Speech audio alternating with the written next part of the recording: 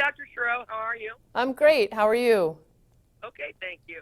Good. Now, can you please introduce yourself? Sure. So I'm Dr. Elizabeth Cherot. I'm an OBGYN. I've been practicing for about 20 years. I'm the Vice President of Medical Affairs for Axia Women's Health. Now, where are you originally from? Ooh, well, I'm originally from Massachusetts, but I practice in New Jersey, which I've been called home for the last 16 years. Oh, good. Well, my next question was going to be, where do you live now? So we got that covered. Yeah, absolutely. Now, tell me about your educational background. Sure. I went to undergrad at Johns Hopkins University. Has nothing to do with medicine. Went up to Rochester, New York, to Strong Memorial Hospital and the University of Rochester, where I did both my medical school training and practiced there after finishing my residency for about 2-3 years. If you really want to know, I did a year down in Alabama and Birmingham, and then ended up in New Jersey. Mixed it up a little bit. Sounds good. Yeah. Now, I just learned that C-sections are the most common operation done in the United States. Yes, so they're the most common surgery in the United States, and it's something today that I really wanted to talk about, was about pain management after surgery. Well, what do expecting moms need to know about C-sections? So they're surgery, they're painful, right? So you could labor and then have a C-section, or you could have a scheduled C-section. But either one, you're going to have some difficulty with pain management, and we don't want that. I wish all women could have a vaginal birth, but the choices happen as they happen, and when they do, we want to make sure that women can get up and move appropriately, be able to eat, be able to take care of themselves, their newborn, their toddler, their other child, and be able to recover better. How long can a woman expect to be in pain after having a C-section? Everyone's a little different. People's pain tolerance is different. So we use a long-acting numbing medication at the time of surgery. It's called Exparel. It's used like you would numb for a dental procedure. We place it right inside the incision. So women afterwards, some of them are up and walking to the bathroom, 6 to 12 hours after. But we expect that women, when they cough, sneeze, laugh, they can still have some discomfort, but the hope is they're not reaching for that opioid, that we're really having them reach for just a Motrin or a Tylenol, because they don't need that opioid. And our opioid minimizing procedure we've been doing since about 2016 and have had great success. Now, why are opioids typically prescribed after this surgery? Well, for sometimes it's just what it was traditionally for years, and I'll tell you, in my practice, starting in 2016, we started this pathway, and we found that 87% of our, we've reduced the opioid use. Over 67% don't need an opioid prescription to go home with. Opioids can be very addicting, right? 1 in 300 women who have never had an opioid after their C-section will continue to use. We don't want that patient addicted. I also don't want that prescription sitting on the medical shelf, right? It's sitting in that medicine cabinet for them to use, or God forbid, for another family member to use. So, we're trying to reduce that prescription. Oh, why do people typically stay on opiates so long? Is it that addictive? Yeah, it is, and if we can use something that's long-acting, that they never even have to introduce it, even better. There are some women who need to use it. It's pain, and it's hard to tell who needs it and who doesn't, but what I really want to do is be able to reduce it and reduce that prescription to go home with, and I want them to recover better. I want them to feel like they can get up and take care of themselves and have less dizziness, less difficulty with constipation after surgery, that they're not giving an opioid not just to themselves, but with breastfeeding. So it's a much better pathway for women.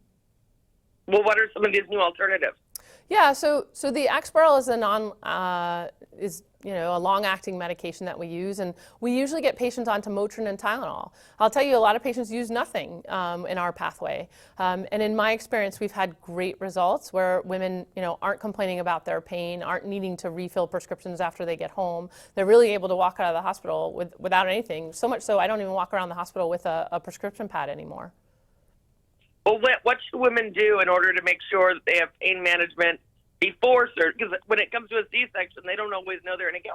No, they don't. So during pregnancy, we get lots of questions, right? The visits are not just taking care of them from a pathophysiological way, but I'm really trying to get in, have discussions with patients about their trepidation or their issues and problems with just labor, pain management, but really, I want to make sure that afterwards they realize that there are options that aren't opioids for C-section. So the conversation becomes, I don't know if you're going to have a vaginal delivery, though that is my goal for every woman. But if you're going to have a C-section or end up having one, you should be able to have that conversation very honestly and openly with your provider about your options. And usually I tell people to have that while they're throughout their pregnancy at their prenatal visits. So I encourage all women to go and talk to their providers. What are some questions women should ask their doctor beforehand? Well, I think for C-sections, it's everything from what do I expect while I'm having surgery, what do I expect when I'm in recovery and room, and what happens when I'm actually on the floor in the hospital, and what alternatives are they using, what alternatives would they recommend having, and what's the expectation. I think setting a woman's expectation is really important. Here, at Axia Women's Health, we think women deserve more. We think that conversation should start and be a conversation of Motrin and Tylenol actually can manage your pain. In our pathway, we've had great success, and we don't expect that you're going to be completely pain-free, but you're going to be comfortable enough that you'll be able to take care of yourself, your newborn. You may even be able to really handle your toddler. You will need some help. I think most women do after any kind of surgical procedure, but that conversation should be happening with your provider. Now, when did you switch from opioids to the new medication? Oh, great question, Michelle. So I started this back in 2016. We started using this for every C-section. So we started it with just our repeat scheduled sections. Exparel's been around since 2012. There's 6 million patients have used it. We really have had great success. It's something that doesn't take any more time during surgery, is able to be done really easily and simply. And then patients, like I said, in the recovery room and even afterwards, their pain scores are much, much less than the typical. And so we've had several years of experience. Oh, what do you like best about this particular kind of medication? The ease of use. It's not technically very difficult to do. I think all physicians have learned this one way or another during their training. And I find that the reduction in opioid use was probably the biggest success for it. You could start looking at pain scores, which I've done, but really to see a woman standing next to their baby in the nursery, watching them getting weighed, having a conversation as if they had standing there talking to me post-op day number 1 from their C-section. They're not sitting in their bed. They're not agonizing in pain, demanding that they get some kind of pain medication even to get up out of bed. These are women that look phenomenal at recovery, and they're able to walk down the hallway just fine on the first day post-operatively. It's amazing. That's very, very different than years ago. Where can people get more information? Oh, thanks for asking. So csectionpain.com is the website. And again, you can go there, download the guide, and take that to your, patients can take that to their provider to really have a longer discussion about a shared decision making about how to manage their pain after surgery.